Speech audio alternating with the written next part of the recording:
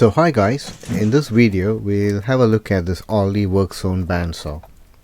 This one is the 350 watt induction motor one, and it's loosely based on the Scheppach HBS20 model.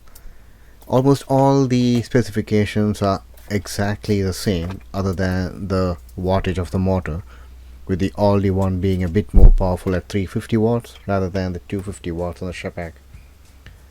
So both the doors have a pair of door catches each. They all rotate kind of freely, as you can see over here. So let's now take a closer look at this. So the knob over here on the top is used to loosen or tighten up the blade. So when you turn it clockwise, it will pull the front wheel upwards, and in doing so it tightens the blade up. And if you turn it anti-clockwise, it lowers the front wheel so that you could remove the blade like this. Now there's nothing great about this blade, it's just a general purpose blade. If you're looking to rip, I would highly suggest to go to Tough Saws or some other website and get the replacement blades. Now just next to the rear wheel, there's this slight brush over here. This helps in dust collection so that this amount of sawdust in your upper wheel section is reduced. And the dust port extraction is over there. On the rear of this, you got the tracking lever knob. So you loosen the nut, and then when you turn the tracking knob clockwise or anti-clockwise, it will push the front wheel forwards or backwards as you want. And that's the 350 watt silent induction motor which drives the rear wheel. So next up is this guide post. So you adjust the depth of the guide post based on the material that you cut. So by turning it up and down, you can see that the guide post goes further up or down onto the workpiece. And once it's in place, tighten the lever so that you lock that in place.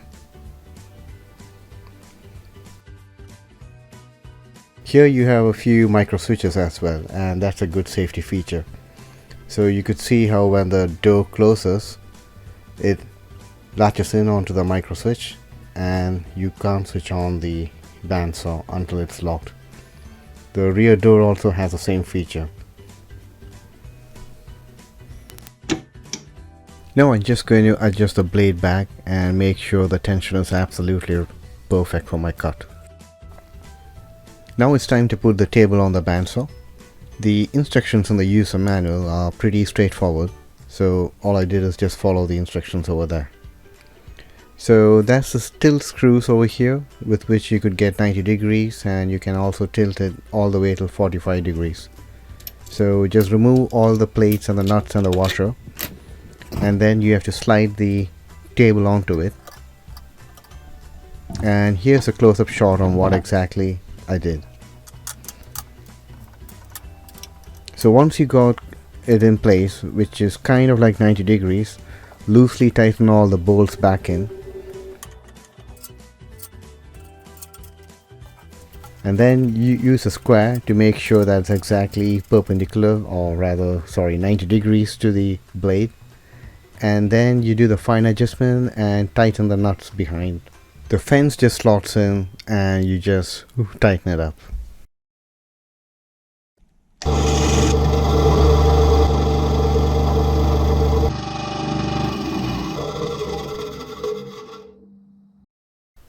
So time for some test cuts.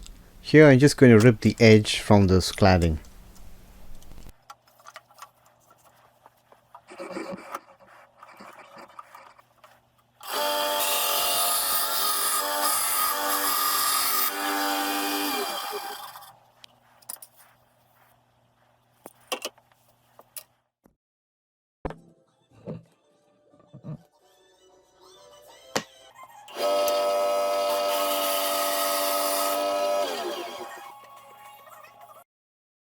Now let's see how it rips through a 2x4.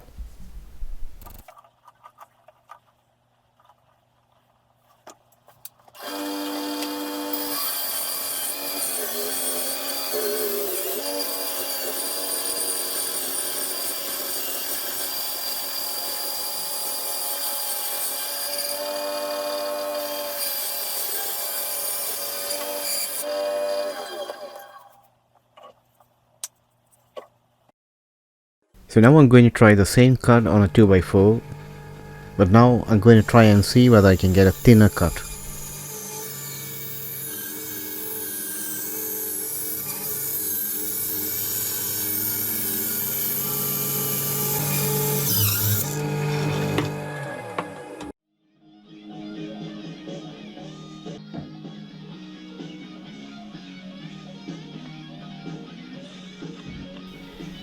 That seemed alright.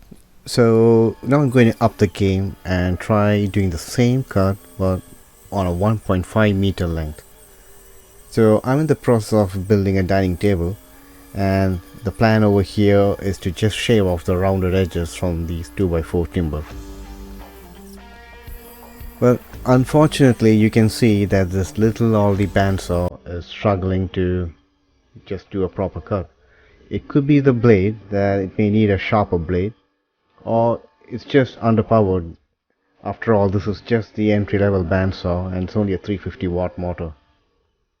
But I still went through to see if it could do the cut, and the results wasn't great. You can hear that the motor is actually straining a lot, and the blade was also touching the rear guide bushes.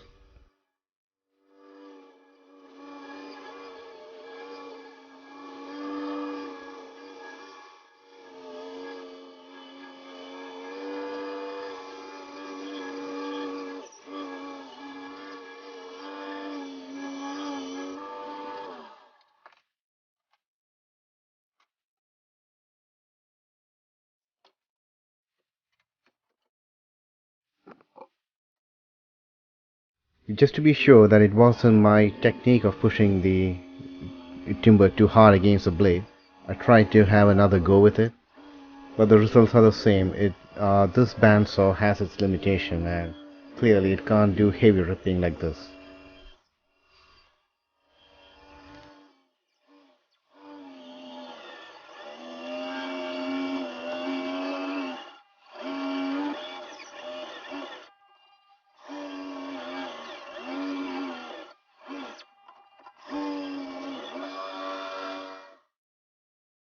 So clearly, if you're planning to use it to resaw timber, this is probably not the one. But this is a hobby bandsaw, isn't it? So let's try doing a small project on a 18mm plywood.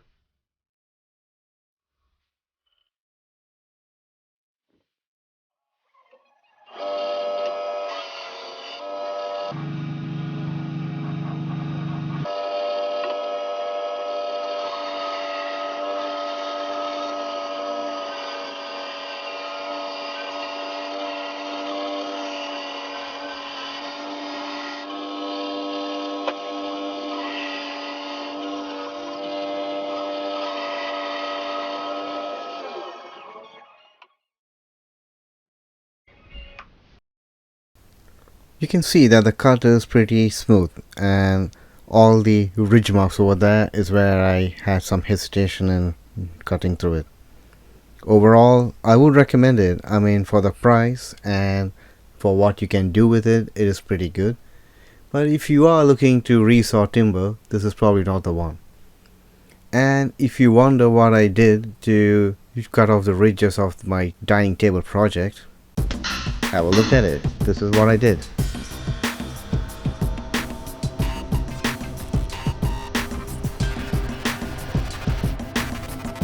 Obviously, it's not a bandsaw, it's a DeWalt 745 cable. Anyway, thanks for watching. If you like my video, consider giving me a like, and if you haven't subscribed yet, please consider subscribing. And if you are a subscriber, thank you very much.